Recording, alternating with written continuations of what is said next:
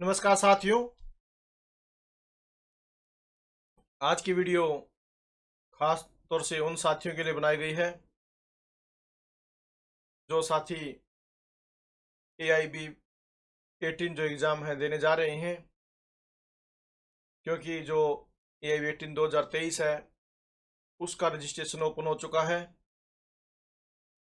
ये भी पता हो गया आपको जो AIB का एग्ज़ाम है कौन दे सकते हैं, जिनकी जो LLB जो कंप्लीट हो चुकी है, चाहे वो 3 साल की हो या 5 साल की हो, तो वो AIB एग्ज़ाम दे सकते हैं।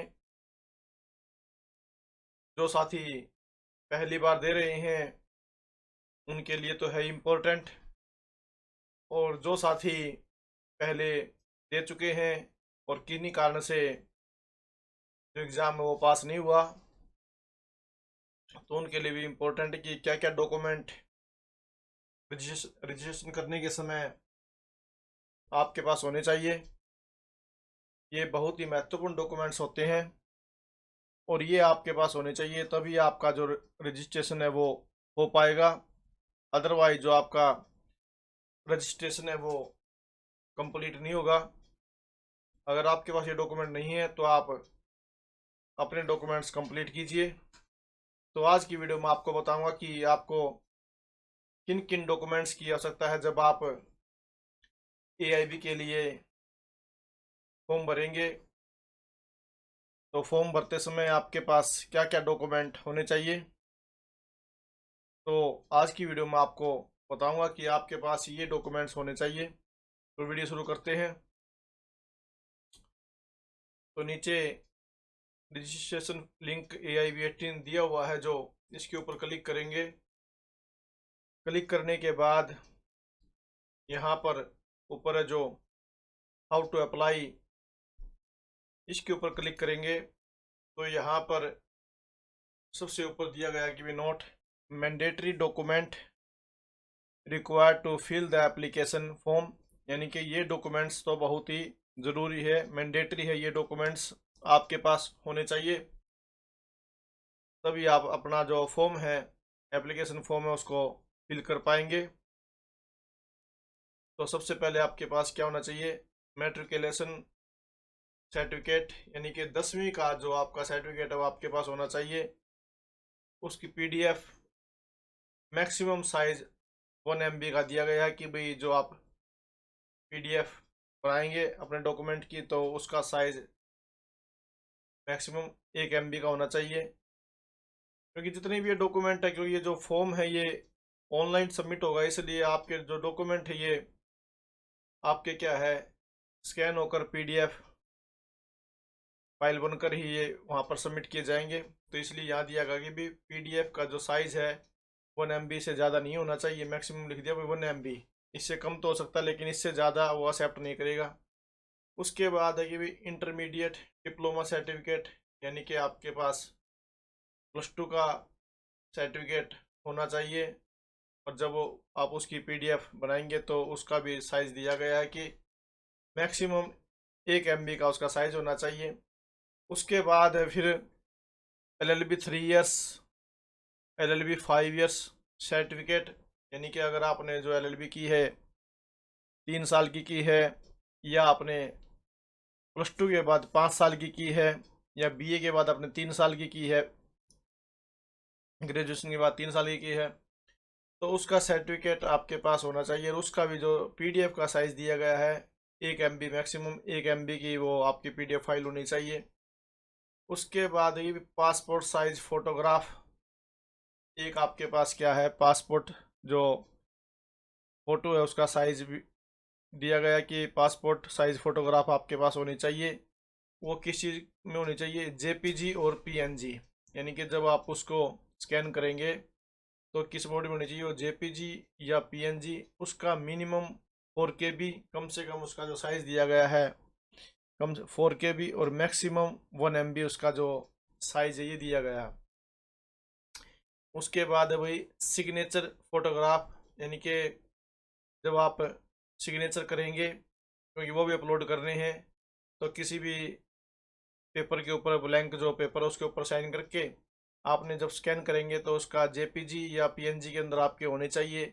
और उसका भी जो साइज़ दिया गया है मिनिमम 4 KB, मैक्सिमम 1 MB, यानी कि अधिक से अधिक 1 MB का आपका जो सिग्नेचर फोटोग्राफ है उसका साइज होना चाहिए। उससे ऊपर तो अपलोड होगी नहीं, वो एक्सेप्ट ही नहीं करेगा। तो ऐसा ही सिस्टम बनाया गया है। तो उसके बाद फिर आपका क्या है, इनरोलमेंट सर्टिफिकेट, यानी कि जब आपने बार काउंसिल में इनरोल किया है तो आपके पास एक सर्टिफिकेट आया होगा, तो वो इनरोलमेंट सर्टिफिकेट वो भी PDF रूप में बनाकर आपने देना है। और उसका भी जो साइज़ बताया गया है 1 MB उसका साइज़ बताया गया है।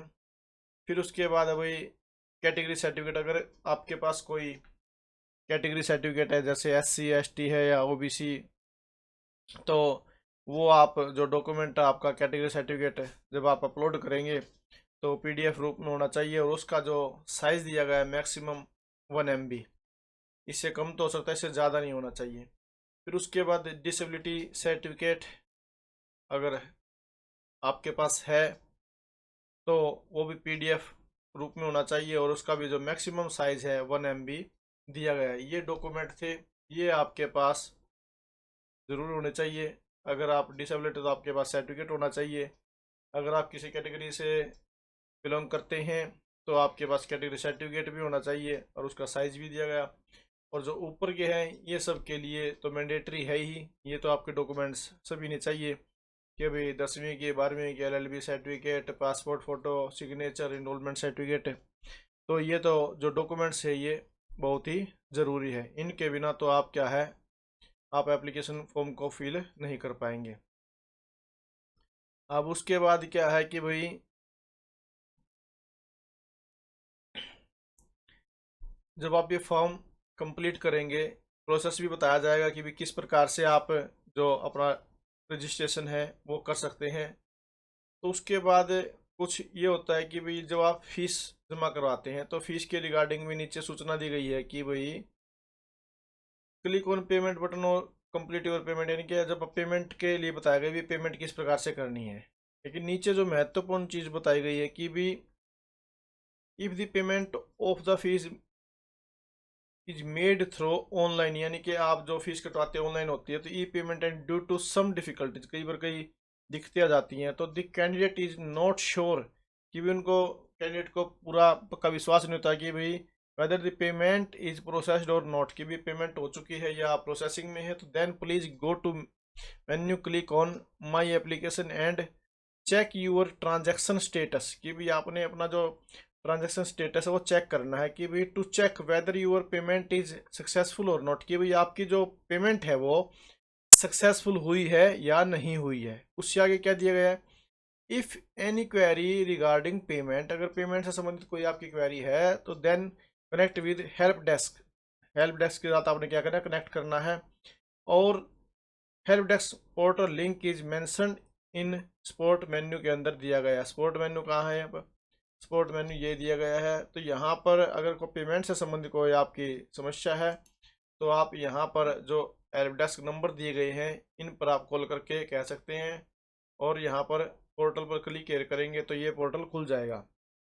उसके बाद क्या भी please send queries with your complete details as below, जब आपकी जब क्वेरी होती है तो आपने क्या क्या चीज़ देनी है, जो आपका एप्लीकेशन नंबर होगा, लॉगिन आईडी जो आप बनाओगे उसका पासवर्ड, रजिस्टर्ड मोबाइल नंबर जो आप रजिस्टर करने के समय दोगे, रजिस्टर्ड ईमेल आईडी जो आप फॉर्म भरने के समय, रजिस्टर करने के समय जो आपकी ईमेल आईडी देंगे वो, और आपकी क्या क्वेरी है वो आपने लिखनी है। तो ये करने के बाद जो आपकी क्वेरी है वो उसका रिप्लाई होगा और उसको ठीक किया जाएगा। इसलिए ये डॉक्यूमेंट्स जो आज की वीडियो में बताए हैं ये ज़रूरी है। अगर आपके पास इन डॉक्यूमेंट्स में कोई डॉक्यूमेंट अभी नहीं है तो उस डॉक्यूमेंट को आप कंप्लीट कीजिए, क्योंकि जो अभी तो 16 अगस्त है, यानी कि फार्म अभी ओपन हुए हैं। ये दिया हुआ कि भाई ऑनलाइन जो रजिस्ट्रेशन है वो 16 अगस्त से शुरू हो चुके हैं, और जो कब तक किए जाएंगे, जो ऑनलाइन रजिस्ट्रेशन की जो डेट दी गई 30 सितंबर, यानी कि अभी काफ़ी समय है। उससे पहले पहले अगर आपके पास कोई डॉक्यूमेंट नहीं है तो उन डॉक्यूमेंट्स को आप कंप्लीट कीजिए, और जो रजिस्ट्रेशन वो ज़रूर कीजिए, एग्ज़ाम ज़रूर दें। कई बार क्या होता है कि भाई ये सोचते हैं भी तैयारी नहीं है, अभी समय काफ़ी है, आप अपना रजिस्ट्रेशन करके तैयारी कीजिए। और मैं आगे जो वीडियो लेकर आऊँगा उसके अंदर बताऊँगा कि भाई आप रजिस्ट्रेशन किस प्रकार से कर सकते हैं।